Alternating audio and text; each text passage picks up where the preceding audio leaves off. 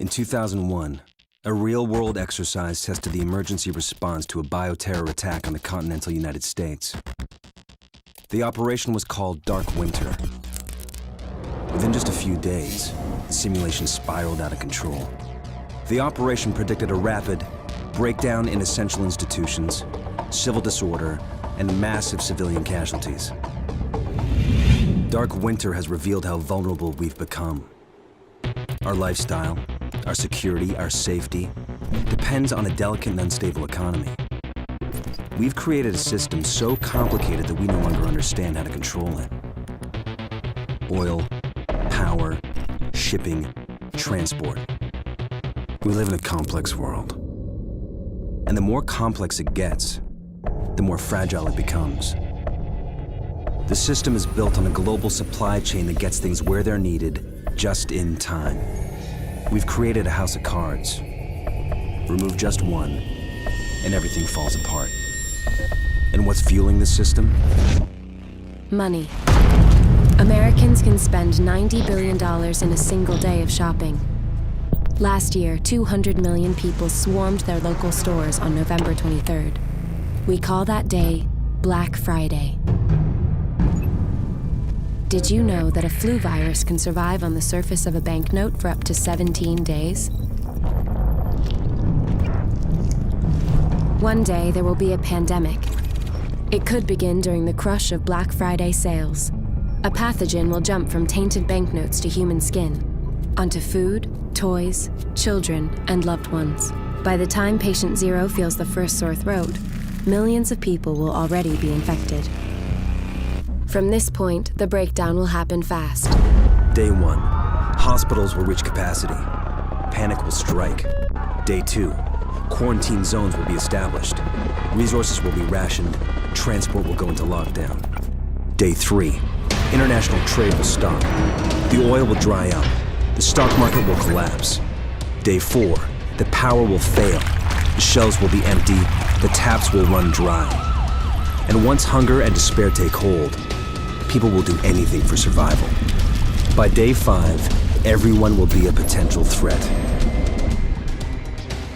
In 2007, a new presidential directive was signed quietly into law. This maps out the government's response to a crisis, a plan to cope with a real dark winter. It is known as Directive 51. There are rumors of shadow agencies, sleeper cells, covert agents, but nothing can be confirmed. Our complex world is primed for breakdown. And once the chaos strikes, there won't be resources to save us all. The only question left is, what will it take to save what remains?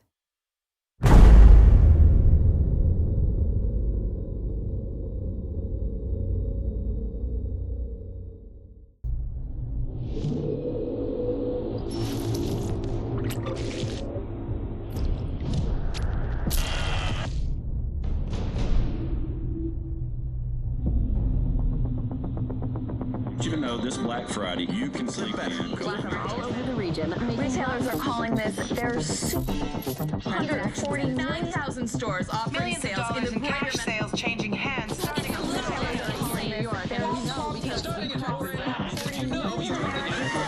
Hit the stores. The flu season is off to its earliest start. Appears to be a previously unknown variant of the flu, suspected case catching many experts off guard. Today I was feeling like maybe Back on the breaking news, leading with unconfirmed reports of a smallpox outbreak is a highly rehearsed scenario. And National Guard units converging on a hospital in central The bridges are closed. It's a war zone. Smallpox is a very real more danger. than AIDS, more than Ebola. Not enough vaccines. Let me stop you there. This is not a panic situation. An entire American city is Known as the green poison, Central Park has been converted to a mass burial ground. Power outages, gas line leaks, fires. The government We're expecting another night of widespread looting. People of New York are begging for What would have any available units. Fire and house in the our first responders are either dead no resources available. treat them like animals. It's not a job. We're not trained for that. Silent night, holy night.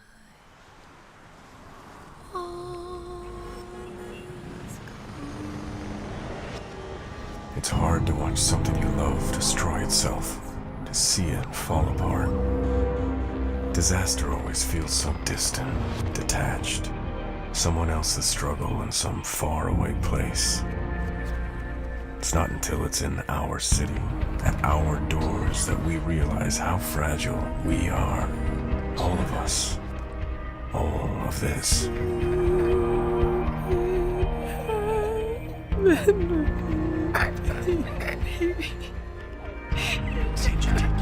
No, baby, Steven. I'm here. Mommy's right here. Angie, no. Please.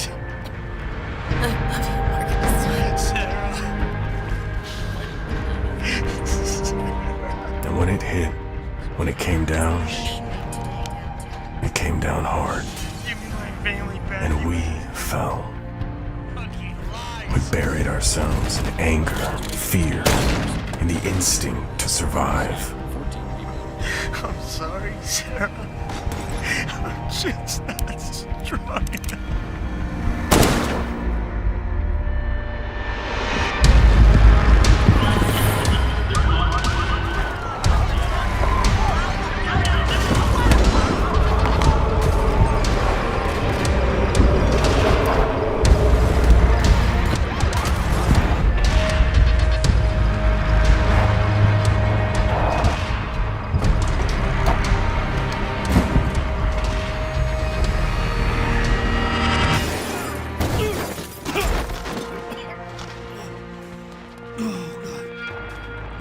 Where's the drive, son? Please no more.